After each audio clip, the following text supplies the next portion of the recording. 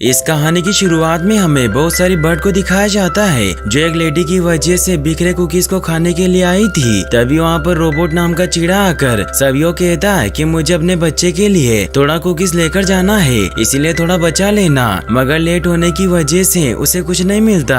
तभी रोबोट देखता है कि लेडी कुकीज को उछाल कर खा रही है, तो कुकीज को उसके मुँह में गिरने से पहले लेकर भाग जाता है और वो खुश होकर कुकीज को घोंसले में संभाल कर ले जाता है। तभी उसे रास्ते में बगुलों का झुंड मिलता है जो अपने बच्चों की अच्छी पढ़ाई के लिए मीटिंग कर रहे थे, लेकिन रोबोट गलती से क्लाउडिश नाम के बगुले को पानी में गिरा देता है जो बगुलों के झुंड का लीडर था। रोबोट अपने घोंसले में पहुंच जाता है जो एक स्टेचू के ऊपर बना था, जहां पर वो उसकी वाइफ और उसके बच्चे रिचर्ड से मिलता है क्योंकि जल्दी रिचर्ड अंडे से बाहर आने वाला था। तभी रिचर्ड अंडे को चोंच मारकर बाहर निकलने की कोशिश कर रहा होता है जिससे वो बहुत खुश होते हैं, लेकिन तभी वहाँ पर जंगली बेंजर आकर रिचर्ड के पेरेंट्स को मारकर खा जाता है। वहीं अरोरा नाम की बगुला तालाब से मछलियां पकड़कर खा रही थी। तभी उसे जंगली बेंजर की आवाज सुनाई देती है जिसकी वजह से वो उस तरफ जाती है तो देखती है कि चिड़िया के घोंसले के अंदर पत्ते के नीचे एक अंडा रखा हुआ है, जिसे फोड़कर चिड़िया का बच्चा बाहर निकलता है जिसका नाम रिचर्ड होता है। तभी वो उसे खाने के लिए कुकीज देती है क्योंकि रिचर्ड बहुत ही प्यारा था। अरोरा को पता था कि रिचर्ड के पेरेंट्स को जंगली बेंजर ने मार दिया है। तभी रिचर्ड उसे अपनी मॉम समझकर उसे चिपक जाता है, इसीलिए ना चाहते हुए भी अरोरा पत्तों से टोकरी बनाकर उसे अपने साथ लेकर जाती है क्योंकि उसे पता था कि वो बिना फैमिली के जिंदा नहीं बच पाएगा।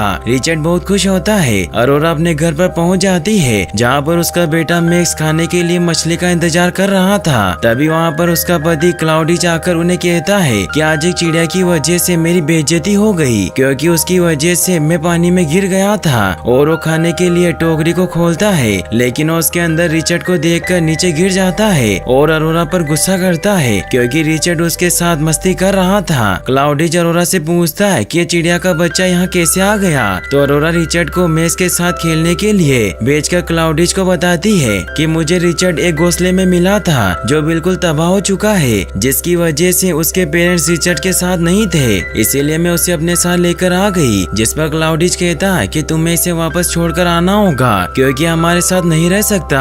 तो अरोरा उसे समझाती है कि अगर ये सब हमारे मैक्स के साथ हुआ होता तो हम क्या करते, जिससे क्लाउडिज मैक्स और रिचर्ड को साथ में खुश देखकर उसे अपने साथ पतझड़ के मौसम तक रखने के लिए राजी हो जाता है। लेकिन अरोरा कहता है कि पतझड़ के मौसम के बाद रिचर्ड को अपना ख्याल खुद रखना होगा और रिचर्ड के बारे में बाकी बगुलों को पता नहीं चलना चाहिए क्योंकि इससे मेरी बहुत बेइज्जती होगी। फिर हमें दिखाया जाता है कि मैक्स अपने साथ रिचर्ड को लेकर उड़ रहा होता है जिससे वो दोनों साथ में मस्ती करते हुए बहुत खुश थे। अरोरा मैक्स को मछली पकड़ने के लिए कहती है जिससे मैक्स आसानी से मछली पकड़ना सीख जाता है। तभी रिचर्ड भी मछली पकड़ने की कोशिश करता है मगर वो मछली को नहीं पकड़ पाता क्योंकि एक चिड़िया का बच्चा था, लेकिन मैक्स के फिसलने की वजह से मछली रिचर्ड पर गिर जाती है जिससे सभी बहुत खुश होते हैं और रात के वक्त रिचर्ड भी बगलों की तरह सोना सीख जाता है। फिर अगले दिन हम देखते हैं कि मैक्स और रिचर्ड साथ में उड़ रहे होते हैं, लेकिन मैक्स के मना करने के बाद भी रिचर्ड आसमान की ऊंचाई पर उड़ने की कोशिश करता है मगर आसमान में तेज हवा होने की वजह से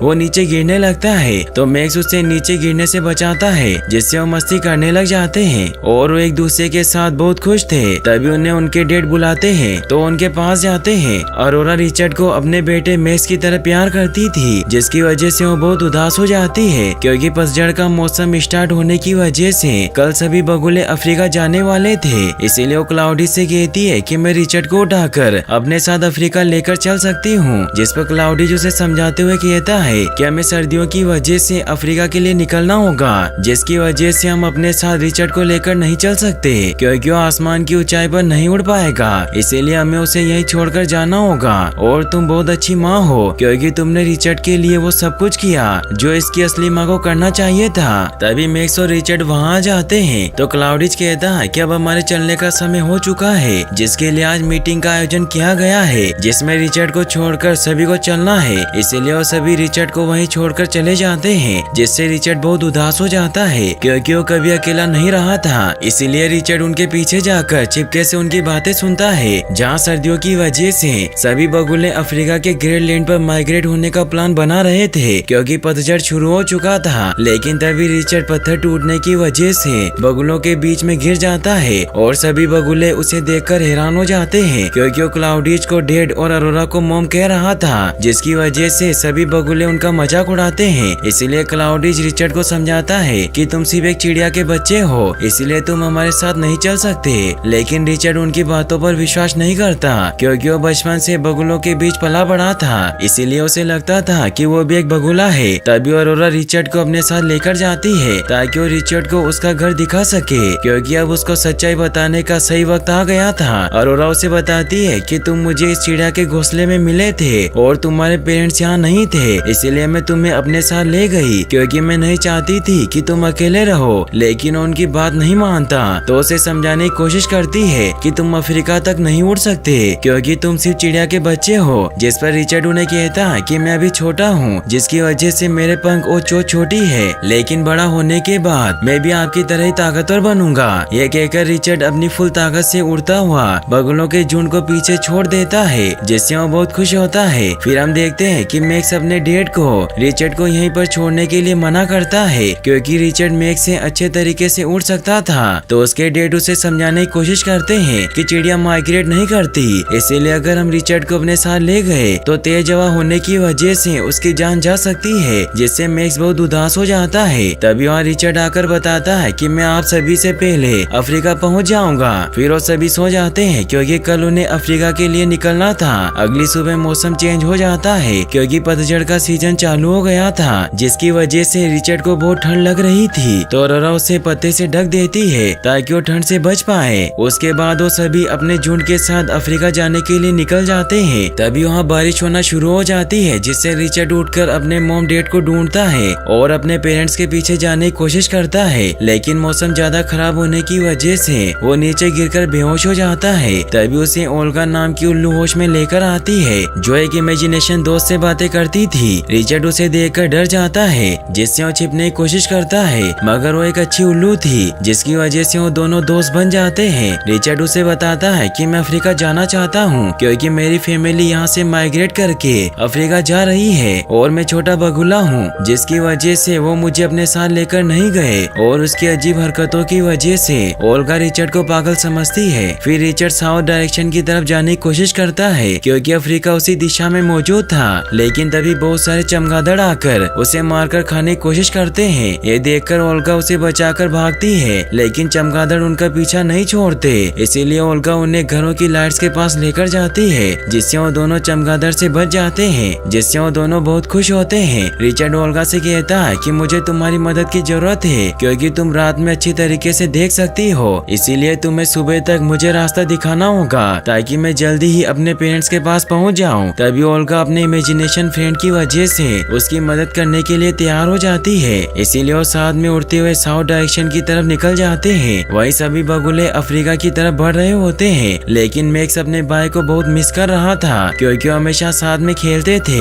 जिसकी वजह से अरोरा को उसकी फिक्र होती है। फिर हमें दिखाया जाता है कि रिचर्ड और ओल्गा एक ट्रक में सो रहे थे, क्योंकि रिचर्ड को रास्ते में नींद आ गई थी, जिससे वो दोनों फ्रांस में पहुंच जाते हैं। तभी उन्हें वहाँ पर चिड़िया के बच्चे मिलते हैं, जो रिचर्ड को खाने के लिए दाने देते हैं, मगर उन्हें नहीं खाता, क्योंकि वो खुद को बगुला मानने की वजह से सिर्फ मछलियाँ खाता था। और रिचर्ड के माइग्रेट होने की खबर सुनकर चिड़िया के बच्चे उसका मजाक उड़ाते हैं, क्योंकि चिड़िया कभी माइग्रेट नहीं करती। फिर वो दोनों अफ्रीका जाने के लिए निकल जाते हैं। तभी ओल्गा एक कस्टमर से बर्गर छीनकर खा जाती है, क्योंकि उसे बहुत भूख लगी थी, जिससे रिचर्ड उससे नाराज होकर कुछ कबूतरों से मिलता है, जो बिजली की मदद से ऑनलाइन होकर सभी कंट्री के पक्षियों से कांटेक्ट में रहते थे। तभी ओल्गा वहां आकर खुद भी उन कबूतरों के साथ ऑनलाइन हो जाती है, क्योंकि वो रिचर्ड की मदद करना चाहती थी। तो रिचर्ड कबूतर से बगुले के झुंड के बारे में जानने की कोशिश करता है, जिससे कबूतर उनकी इन्फॉर्मेशन ओल्गा को ट्रांसफर कर देते हैं, जिसकी वजह से ओल्गा रिचर्ड को लेकर गिब्राल्टर शहर की तरफ निकल जाती है। फिर हम देखते हैं कि रेस्टोरेंट के अंदर उसका ओनर कीकी नाम के तोते को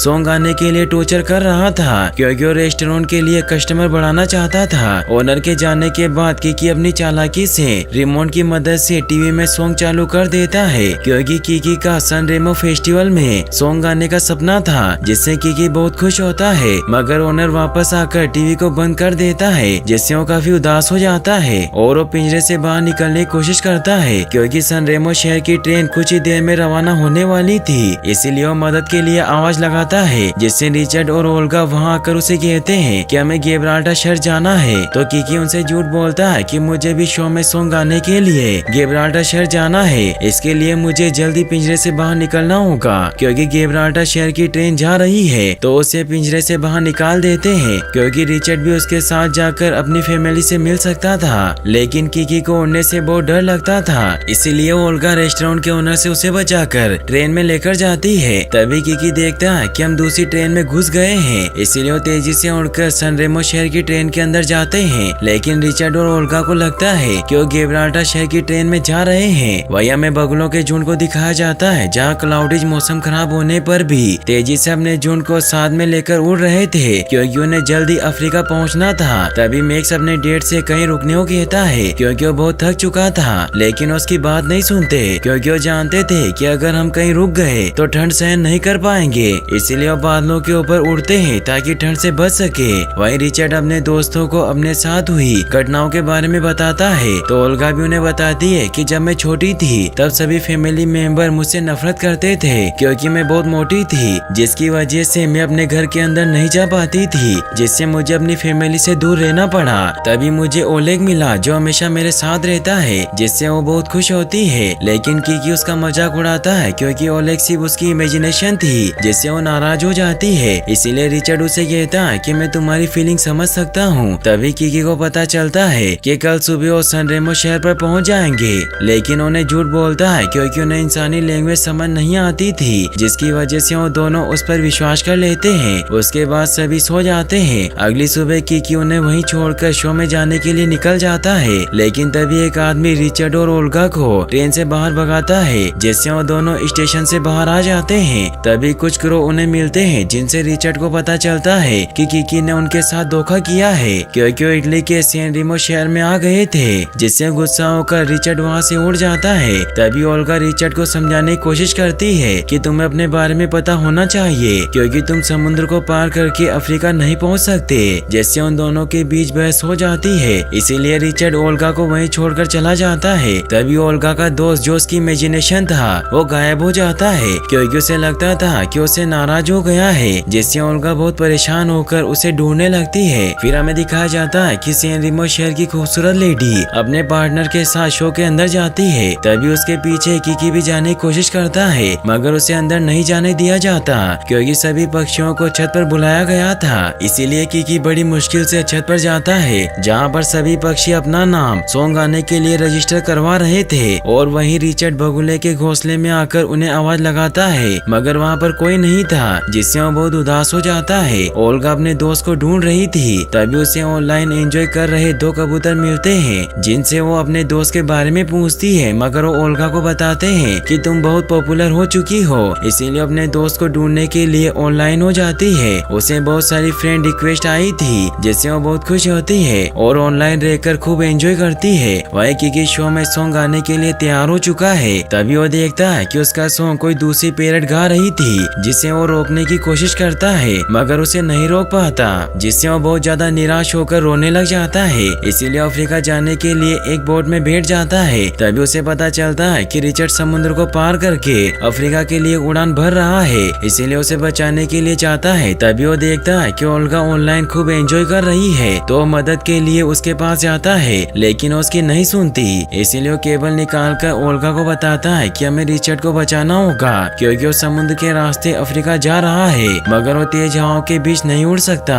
लेकिन उसकी बातों पर विश्वास नहीं करती। फिर भी कीकी उसे रिचर्ड को बचाने के लिए कहता है, इसीलिए उसकी बातों पर विश्वास कर लेती है। फिर वो दोनों रिचर्ड को बचाने के लिए निकल जाते हैं। वही रिचर्ड चोटी से उड़ने की कोशिश करता है क्योंकि वो जल्द ही अपनी फैमिली के पास जाना चाहता था। तभी ओल्गा और कीकी उसे रोकने के लिए आ जाते हैं और कीकी उसे कहता है कि हम जहाज में बैठकर आसानी से अफ्रीका पहुंच सकते हैं, लेकिन रिचर्ड उसकी बात नहीं मानता क्योंकि वो खुद को बगुला समझता था। इसीलिए वो समुद्र में छलांग लगाता है, जिससे वो समुद्र में गिरने लगता है। इसीलिए उसे बचाने के लिए ओल्गा और कीकी भी कूद जाते हैं और अपने पंखों को एक साथ ज्वाइंट करके वहाँ से बचकर आसानी से बादलों के ऊपर उड़ते हैं और बादलों का खूबसूरत नजारा देखकर बहुत खुश होते हैं। रात के वक्त उन्हें एरोप्लेन दिखाई देता है, जिससे वो बचने की कोशिश करते हैं, मगर एरोप्लेन से टकराकर ओल्गा बेहोश हो जाती है। इसीलिए रिचर्ड और कीकी उसे उठाकर जहाज पर उतरते हैं, लेकिन काफी वक्त तक ओल्गा को होश नहीं आता।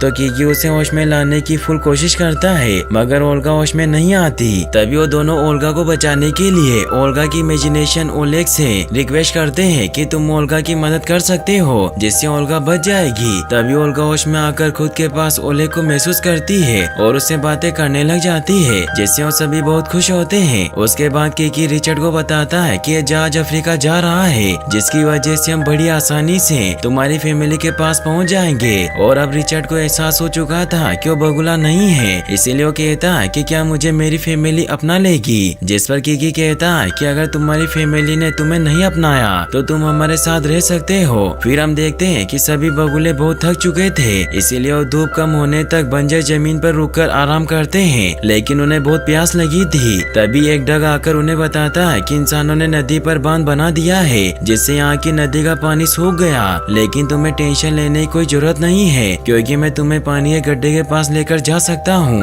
मगर क्लाउडिश उसकी मदद नहीं लेना चाहता था, इसीलिए उसे मना करके कहता है कि हम खुद अपने लिए पानी खोज लेंगे। जिसकी वजह से मैक्स अपने डैड से कहता है कि आपको उनकी मदद लेनी चाहिए थी क्योंकि हमें बहुत प्यास लगी है। तो क्लाउडिश उसे कहता है कि हमें खुद अपनी मदद करनी चाहिए क्योंकि बगुले किसी पर निर्भर नहीं रहते और मैं सब कुछ सबकी भलाई के लिए कर रहा हूँ। तभी मैक्स उन्हें बताता है कि आपने मेरे भाई को वहीं छोड़कर अच्छा नहीं किया और वो गुस्सा होकर वहाँ से चला जाता है, इसीलिए उसके डैड भी उसके पीछे जाते हैं। लेकिन मैक्स एक सुरंग में गिर जाता है। फिर हमें दिखाया जाता है कि रिचर्ड और उसके दोस्त अफ्रीका के शहर में पहुँच जाते हैं जिससे वो बहुत खुश थे। तभी उन्हें ऑनलाइन कबूतर से पता चलता है कि मैक्स एक सुरंग के अंदर फंस गया है, इसीलिए रिचर्ड उन्हें अपने साथ चलने के लिए कहता है क्योंकि उन्हें सूखी नदी का रास्ता मालूम नहीं था। फिर वो सभी मैक्स को बचाने के लिए निकल जाते हैं। वही क्लाउडिश मैक्स को बचाने की कोशिश कर रहे थे, लेकिन उनका साइज बड़ा होने की वजह से वो सुरंग के अंदर नहीं पहुंच पाते। तभी वहाँ पर रिचर्ड अपने दोस्तों के साथ आकर उनसे मैक्स के बारे में पूछता है, जिस पर वो बताते हैं कि मैक्स सुरंग के अंदर गिर गया है, लेकिन मैं उसे सुरंग से नहीं निकाल पा रहा हूँ। तभी ऑनलाइन कबूतर उन्हें बताते हैं कि ये सुरंग एक खतरनाक बिच्छू की है। तो रिचर्ड मैक्स को बचाने के लिए अपने दोस्त के साथ सुरंग के अंदर चला जाता है, जहाँ पहुंचकर वो सभी मैक्स को ढूंढते हैं। लेकिन किकी वहाँ पर कंकाल को देखकर काफी डरा हुआ था। फिर वो अलग अलग गुफाओं में मैक्स को ढूंढते हैं। तभी ओल्गा को बिच्छू मिलता है जिसे वो खा जाती है। रिचर्ड को मैक्स मिल जाता है